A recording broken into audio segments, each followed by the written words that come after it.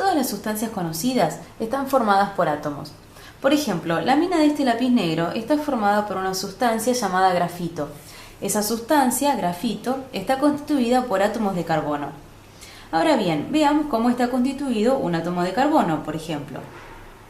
Bueno, todos los átomos tienen una zona central que denominamos núcleo y una zona por fuera de ese núcleo extranuclear que denominamos orbitales. En el núcleo se encuentran dos tipos de partículas, unas que llamamos protones, que tienen carga eléctrica positiva, y otras que llamamos neutrones, que no tienen carga eléctrica. Los electrones que se encuentran en los orbitales, que son estos puntitos pequeños que esquematicé en el dibujo, tienen carga eléctrica negativa. En un átomo cualquiera, la cantidad de protones que hay en el núcleo, es decir, la cantidad de cargas positivas, está compensada por la cantidad de cargas negativas que hay por fuera de ese núcleo. Es decir, si la cantidad de cargas positivas y negativas es la misma, entonces el átomo es eléctricamente neutro, es decir, no tiene carga eléctrica.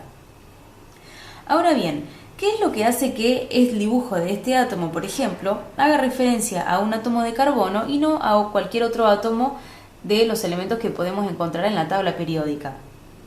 Bueno, lo que diferencia o lo que determina que un átomo sea de un determinado elemento es la cantidad de protones que tiene en su núcleo. Y es por eso que a los protones, a la cantidad de protones se la denomina número atómico. Y se denota con la letra Z. Si ustedes miran la tabla periódica, busquen en las referencias cuál es el número atómico de cada uno de los elementos que tienen en la tabla. Y verán que los elementos en la tabla están ordenados en función de ese número atómico. Y entonces, por ejemplo, el carbono tiene número atómico 6, lo cual significa que tiene 6 protones en su núcleo, y el nitrógeno tiene 7, o sea que tiene un protón más en el núcleo. Estas partículas que constituyen los átomos tienen distinta masa, es decir, pesan diferente. Los electrones son partículas que son muchísimo más pequeñas y que tienen mucha menos masa que los neutrones y los protones. Es por eso que si nosotros pudiésemos imaginar que tomamos un átomo aislado y lo pesamos en una balanza, el peso sería más o menos el mismo si nosotros consideramos el átomo entero o si quitásemos los electrones y pesásemos únicamente el núcleo.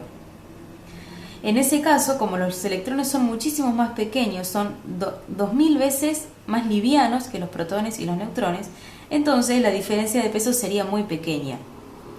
Es por eso que la suma de protones y neutrones, que son aquellos que determinan la masa de un átomo, se lo conoce como número másico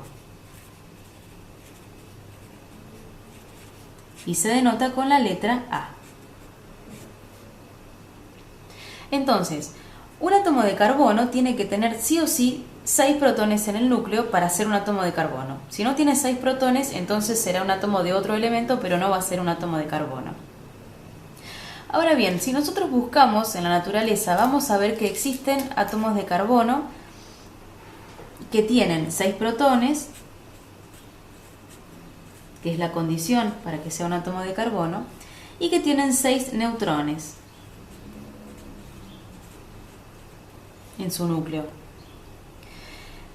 Este tipo de átomo de carbono se escribe de la siguiente manera: el símbolo del elemento carbono, el número atómico Z, es decir, el número de protones como subíndice a la izquierda, en este caso 6, y el número másico, es decir, la suma de protones más neutrones, como superíndice a la izquierda. En este caso, de este elemento serían 6 protones más 6 neutrones, 12. Pero en la naturaleza también existen otros átomos de carbono, que por supuesto también tienen 6 protones, porque si no, no serían de carbono, pero que tienen distinta cantidad de neutrones en el núcleo. Por ejemplo, existe otro átomo de carbono que en vez de 6 tiene 7 neutrones en su átomo. Ese átomo se escribiría de la siguiente manera: carbono 6, porque son 6 protones en el núcleo, y el número másico, que debe colocarse como superíndice a la izquierda, en este caso va a ser 6 protones más 7 neutrones, por lo tanto 13. ¿En qué se diferencian estos dos átomos? Bueno, son átomos del mismo elemento, es decir, tienen la misma cantidad de protones, el mismo número másico, pero distinta masa. Perdón, el mismo número atómico, pero distinto número másico. Este tipo de elementos se conocen como isótopos. Es decir, los isótopos son átomos del mismo elemento que tienen distinto número másico. En este caso decimos que tenemos dos isótopos del elemento carbono, el isótopo de masa 12 y el isótopo de masa 13. Bueno, ahora vamos a ver cómo están distribuidos los electrones en los orbitales, en esta zona que se encuentra por fuera del núcleo del átomo. Los electrones se encuentran en los orbitales, pero esos orbitales a su vez están distribuidos en función de la energía. Hay orbitales que tienen más energía que otros orbitales. Y esa energía está determinada por dos factores. Por un lado, el nivel de energía.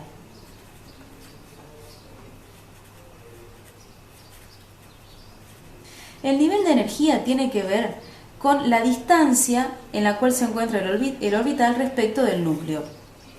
Y esa distancia va a determinar el tamaño del orbital. Así, por ejemplo, si nosotros tenemos esquematizado en este dibujito un núcleo de un átomo determinado, podemos tener que los electrones se encuentren a esta distancia del núcleo, por ejemplo un electrón que se encuentre aquí, o que se encuentre a una distancia mayor.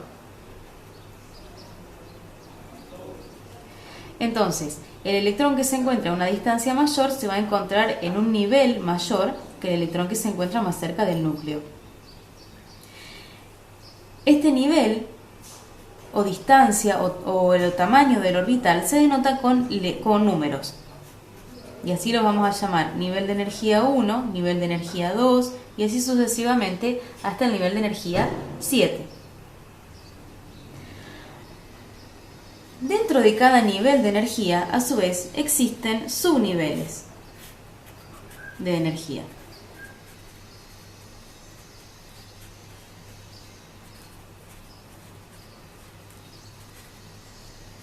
Y esos subniveles de energía están relacionados con la forma que tiene el orbital. En este caso no se denotan con números, como en el caso de los niveles, sino que se denotan con letras. Y las letras que se utilizan son S, P, D.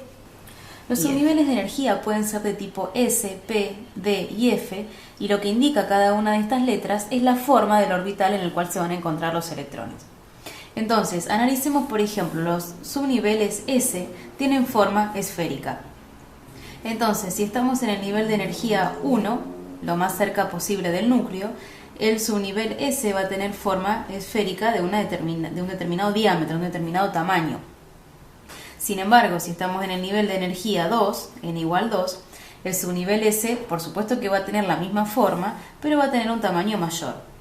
Es decir, va a ser una esfera de mayor diámetro. Y así sucesivamente para los distintos niveles. Ahora, el subnivel P tiene forma bilobulada. Y a diferencia del subnivel S, en el subnivel P se encuentran tres orbitales que tienen distinta orientación. Veamos cómo podemos graficar esos orbitales. La forma bilobulada tiene este aspecto y los tres orbitales tienen la misma forma, pero se encuentran distribuidos con distinta orientación en el espacio. Si nosotros analizamos un eje de coordenadas cartesianas, por ejemplo, de esta forma, si nunca han visto un eje de coordenadas en 3 dimensiones, miren hacia una esquina de la habitación en la cual se encuentran y traten de identificar estos ejes que yo les voy a nombrar en esa esquina. Si ustedes tienen la intersección del piso, que sería esta parte que estoy rayando, con una de las paredes, ¿sí? Con esta pared, por ejemplo, entonces ahí tienen un eje de coordenadas, que lo vamos a llamar X. La intersección del piso con la otra pared, que sería esta que estoy marcando, con esta pared que estaría de este lado, va a ser otro de los ejes y lo vamos a llamar Y. Por último, la intersección de las dos paredes entre sí lo vamos a llamar Z, y es el tercer eje. Por supuesto, cada uno de estos ejes tiene su parte negativa, que sería continuando, por ejemplo, hacia la habitación contigua para un lado, hacia la habitación contigua para el otro, o bien hacia abajo, como si fuera hacia un subsuelo, en el caso del eje Z.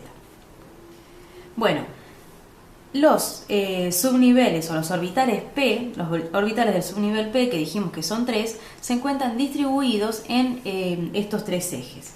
Y entonces los podemos graficar de la siguiente manera. Uno va a estar sobre el eje de las X, entonces estaría de esta forma. Otro va a estar sobre el eje Z, o sea vertical, como si fuera uno hacia arriba y otro hacia abajo.